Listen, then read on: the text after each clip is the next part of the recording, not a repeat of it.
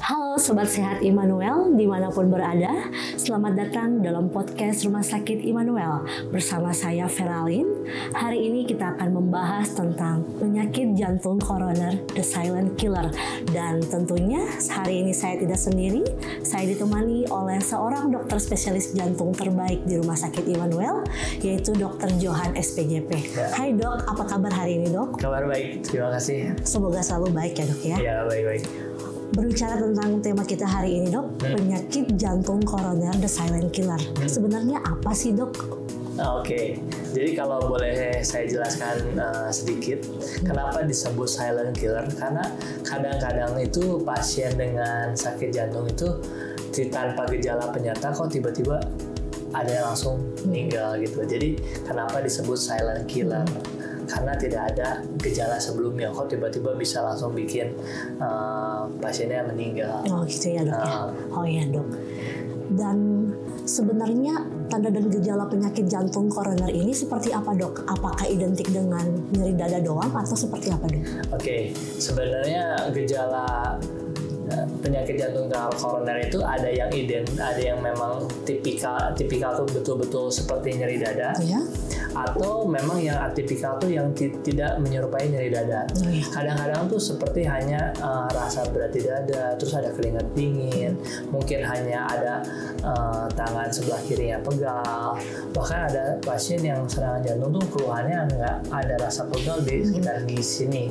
Jadi sebenarnya keluhan penyakit jantung koroner itu bisa tipikal benar-benar nyeri dada atau atipikal. Nah, jadi sebenarnya masih tidak harus selalu nyeri dada. Oh iya dok. Iya. Dan faktor pencetusnya seperti apa dok? Nah, biasanya sih faktor pencetusnya bisa banyak ya.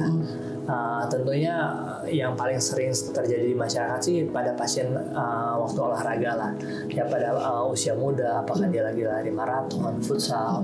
Tapi pada orang tua sendiri belum tentu waktu olahraga, bisa baru bangun tidur, ketika jantung mulai beraktivitas, itu juga bisa mencetuskan serangan jantung. Atau ada lagi emosi, yang intinya sih yang membuat kerja jantung semakin lebih berat. Oh gitu ya dok? Iya. Oh, ya. Nah, Sobat Sehat Immanuel juga pasti pengen bertanya ya dok ya. Nah dok, apakah benar penyakit jantung koroner ini menyerang segala usia? Ya, jadi kalau kita lihat epidemi penyakit jantung koroner ya, memang sekarang ini ada shifting yang dulu memang paling sering kan di usia 60 ke atas dulu. Tapi memang karena gaya hidup, lalu ya zaman sekarang ya, jadi penyakit jantung koroner itu bisa shifting ke orang yang lebih muda. Bahkan orang termuda yang pernah saya temui terkena serangan jantung tuh usia 23 tahun. Jadi memang sekarang penyakit jantung koroner itu udah menjadi suatu penyakit yang bisa menyerang di segala usia. Oh gitu ya dok ya. Betul. Berbicara tentang usia dok, apakah benar seseorang dengan usia di atas 35 tahun tidak disarankan untuk melakukan olahraga seperti sprint, badminton, futsal? Oke. Itu gimana dok? Jadi sebenarnya yang paling penting itu kalau orang suka hobi olahraga ya, jadi kita itu sebagai manusia harus tahu kapasitas maksimal kita. Nah, terkadang itu kenapa kalau tidak dianjurkan untuk sprint, olahraga, maraton, saya rasa itu tidak benar. Karena setiap orang tuh kalau memang masih mampu, kenapa tidak? Hanya saja kita harus tahu batasan maksimal kita. Nah, bagaimana cara kita mengetahuinya? Tentu kalau misalnya saya suka lari maraton, tentu kita mengunjungi dokter jantung, kita lakukan cek tes treadmill. Dengan begitu kita tahu nih kapasitas maksimal kita bisa nggak kalau misalnya saya mau olahraga berat. Nah, kalau misalnya hasilnya masih bagus ya kenapa tidak? Jadi tidak ada batasan untuk aktivitas kita sebenarnya. Asal kita tahu seberapa maksimal yang kita bisa capai. Baik dok. Jadi dicek dengan treadmill ya dok? Iya, itu pemeriksaannya sederhana. Oh iya dokter. Nah dok, Sobat Sehat Immanuel pasti pengen tahu ya, apalagi yang mempunyai faktor risiko. Nah, kapan sih dievaluasi dok? Apakah penyakit jantung koroner ini bisa dideteksi secara dini? Oke, jadi sebetulnya untuk supaya kita memiliki peluang yang lebih kecil terkena penyakit jantung koroner, kita harus mengontrol faktor resiko. Ya, ada 4 faktor resiko yang paling besar mempengaruhi fungsi jantung kita. Yang pertama adalah merokok.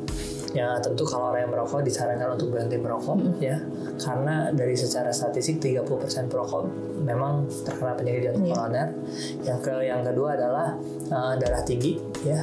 Yang ketiga kolesterol. Yang ketiga adalah diabetes.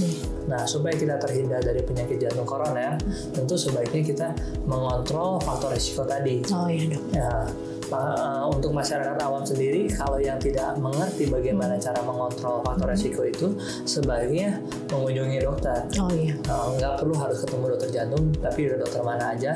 Yang penting adalah edukasi terhadap pasien atau orang awam itu sampai bagaimana mereka cara mengontrol. Misalkan pada pasien dengan diabetes, cara kontrolnya pasti di masyarakat awam kan cuma pakai stick gitu ya. Terus gula darahnya kok normal. Sebenarnya kan cara kontrol gula darah itu yang terkontrol tuh bukan gitu, tapi menggunakan pemeriksaan HbA1c. Nah, jadi hal-hal seperti itu yang sebenarnya masyarakat awam harus tahu, apalagi kalau sudah menderita. Ya. Seperti itu ya dokter ya. Nah dok, kebanyakan sobat sehat Immanuel mengetahui bahwa kalau sakit jantung, penyakit jantung koroner identik dengan pasang ring. Emang selalu ya dok? Penyakit jantung koroner itu sebetulnya tidak diidentikan dengan pemasangan ring. Jadi penyakit jantung koroner itu harus kita lihat apakah penyumbatannya signifikan berat atau enggak. Terus yang kedua, apakah masih bisa dikontrol dengan obat atau tidak. Jadi sebetulnya pemasangan ring itu gunanya satu, apabila serangan jantung akut, jadi serangan jantung memang sedang berat atau memang penyumbatannya udah terlalu berat dan pasien memiliki gejala. Jadi sebenarnya enggak semua penyakit jantung koroner itu dipasang ring, enggak juga. Gitu. Selama masih bisa terkontrol dengan obat, mungkin kita masih bisa melakukan follow up terhadap pasiennya dulu. Gitu ya dok. Nah dok, berbicara juga tentang olahraga nih dok. Kadang ada pasien jantung yang takut untuk melakukan olahraga. Sebaiknya olahraga yang disarankan bagi pasien dengan penyakit jantung seperti apa dok? Ya, betul. Ini juga sering menjadi pertanyaan di masyarakat awam ya, apakah orang penyakit jantung tuh boleh olahraga atau enggak. Jadi kalau boleh saya kasih penjelasan, sebenarnya orang yang terkena penyakit jantung sekalipun itu tuh tetap dianjurkan untuk melakukan aktivitas olahraga. Memang olahraganya bukan olahraga yang berat, bukan yang anaerob kalau biasa bilang, tapi yang aerob. Jadi cukup 3-5 kali seminggu selama 30 menit tapi santai, seperti jalan santai gitu kalau bersepeda. Tapi bukan olahraga misalnya main basket, terus bukan sesuatu yang berat gitu. Tapi tetap alangkah baiknya meskipun penyakit jantung sekalipun tetap melakukan aktivitas olahraga. Nah, sobat sehat, olahraga yang disarankan seperti jalan santai ya. Jadi jangan kita melakukan olahraga berat seperti basket seperti Dr. Johan. Kemudian dok, kalau misalnya nih ada pasien yang udah sakit jantung, minum obat udah merasa enakan dan gak mau kontrol, itu gimana dok? Nah, ini juga sering banget ditanyakan oleh masyarakat awam ya. Jadi sebetulnya setelah pemasangan ring ya tadi ya, itu tuh kita justru harus lebih ketat lagi minum obat. Karena ring sendiri itu adalah benda asing yang terbuat dari obat kromium kebanyakan. Jadi kalau kita tidak minum obat, justru ring itu yang akan menyumbat di kemudian hari. Oleh karena itu harus minum obat teratur. Memang tidak disarankan untuk misalnya kontrol tiap bulan ya. Tapi yang paling penting adalah pasien mendapatkan edukasi yang pas. Jadi pasien sendiri bisa mengontrol dirinya sendiri gitu. Jadi dia punya kesadaran untuk minum obat teratur. Dia mempunyai kesadaran untuk mengontrol faktor resiko. Seperti itu ya dok. Begitu. Tapi kalau kontrol saya rasa bisa 3-6 bulan sekali, nggak apa-apa. Selama tidak ada keluhan. Mitos atau fakta dok, kalau mandi tengah malam berisiko serangan jantung? Sebetulnya saya rasa itu mitos ya. Jadi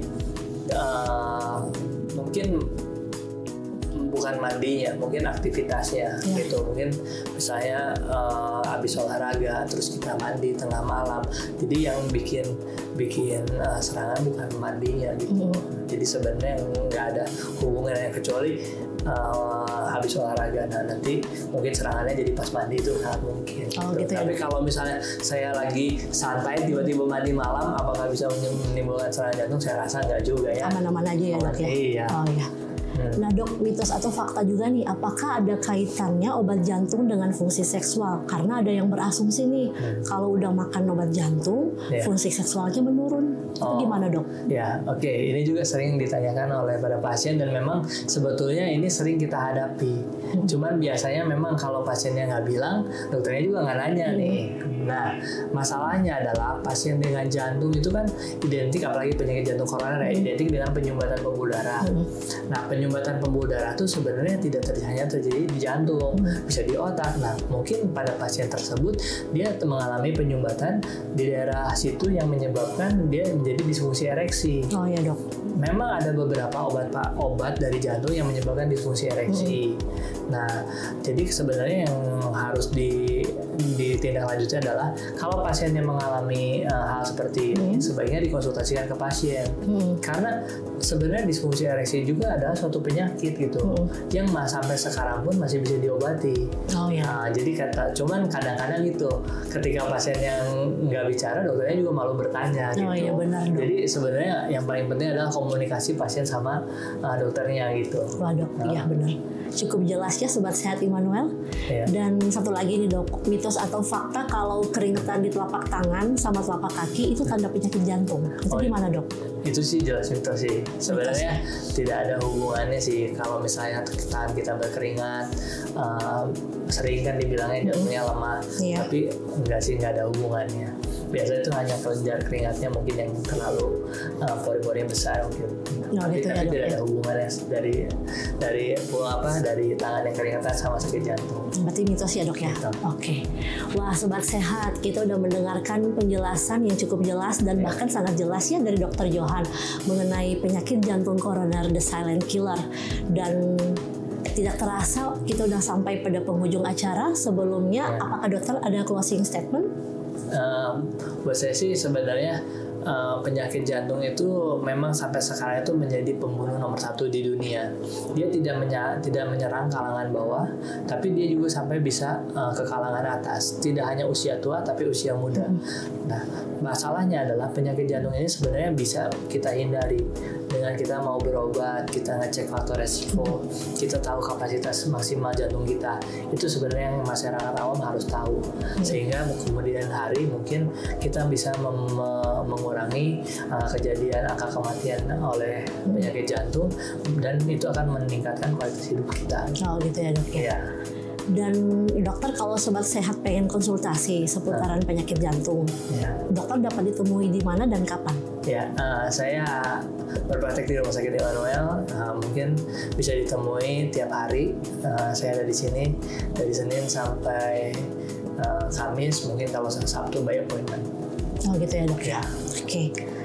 Untuk Sobat Sehat yang malas antri, dapat melakukan registrasi melalui WhatsApp registrasi di nomor 08112472626 dan dapat langsung ke klinik yang dituju. Jangan khawatir antri di bagian registrasi. Dan untuk informasi layanan, dapat Sobat Sehat lihat di media sosial kami @rsimmanuelbdg atau di website kami di www.rsimmanuel.com, termasuk jadwal dokter, atau langsung chat customer service kami di 0821 2080 3478 selama hari dan jam kerja. Nah, Sobat Sehat Immanuel, kami mengucapkan terima kasih telah mengikuti kami dalam podcast Rumah Sakit Immanuel, penyakit jantung koroner the silent killer. Akhir kata, saya Feralin dan saya Dr. Johan serta seluruh kru yang bertugas pamit undur diri. Anda tetap sehat adalah dambaan kami. Salam sehat.